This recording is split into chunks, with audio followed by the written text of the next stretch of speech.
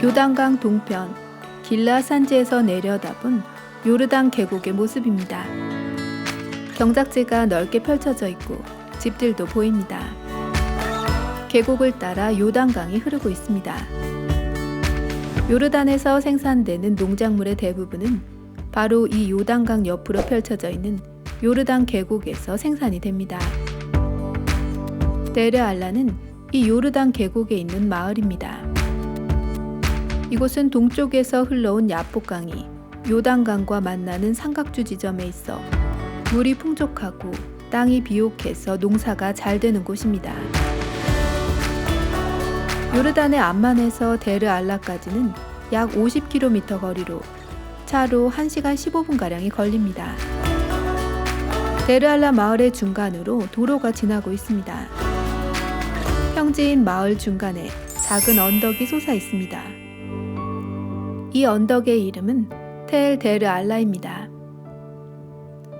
언덕 위에서는 데르 알라 마을 전체를 내려다볼 수 있습니다. 언덕의 서쪽으로는 요단강이 보입니다.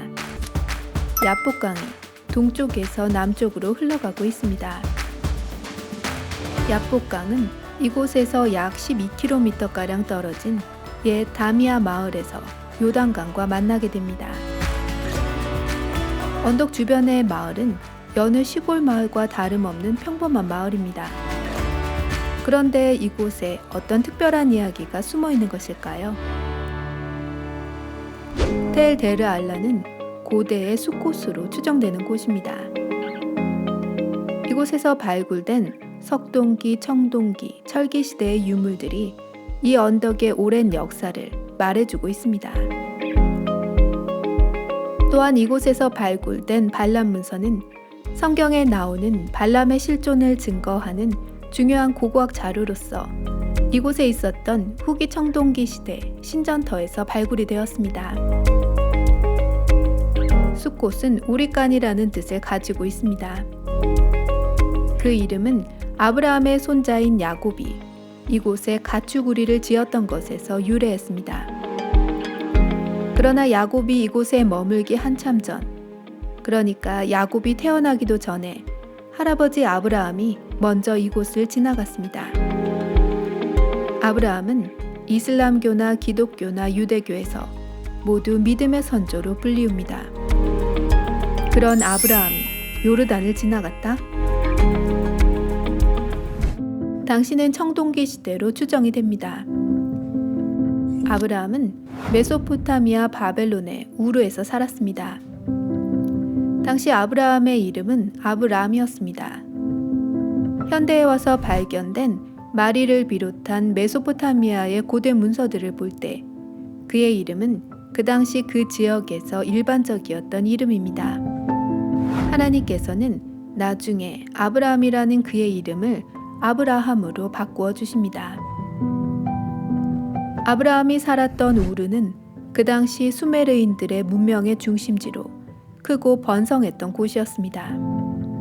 또한 각 도시마다 섬기는 우상들이 있어 우상 숭배가 극심했던 곳이기도 했습니다.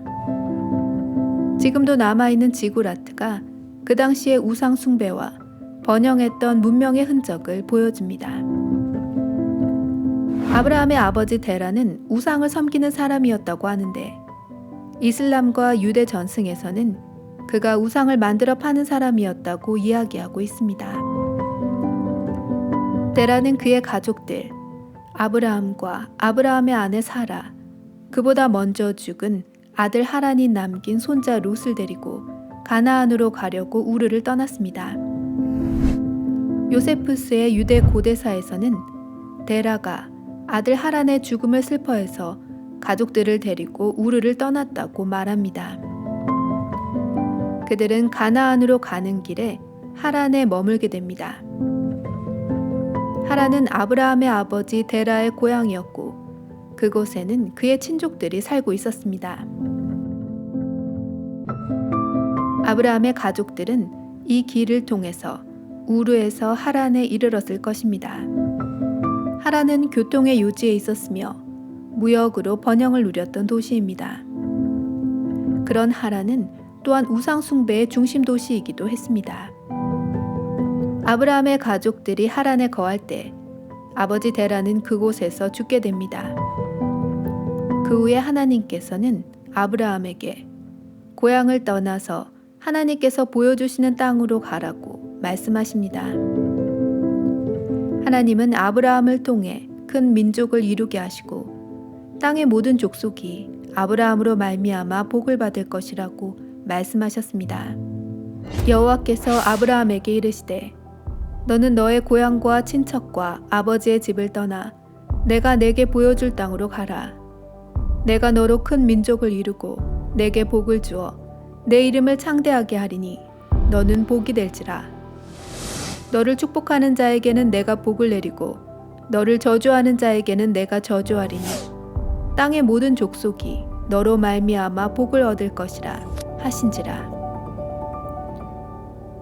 아브라함은 하나님의 말씀에 순종하여 아내 사라와 조카 롯을 데리고 하란을 떠납니다. 그들은 남쪽으로 내려와 다마스쿠스와 길르앗 라못을 지나 야복강을 따라 난 길을 따라 숫곳, 현재의 텔 데르알라에 이른 것으로 보입니다. 숫곳은 당시 메소포타미아에서 가나안으로 들어가는 길목에 있던 요단강 계곡의 상업 중심지였습니다. 메소포타미아에서 온 무역상들은 야복강을 따라 숫곳을 지나 요단강을 건너 가나안의 세겜으로 들어가 남쪽으로 내려갔습니다. 저희는 고대 지도에 있는 야복강을 따라 난 그 길을 찾아가 보았습니다.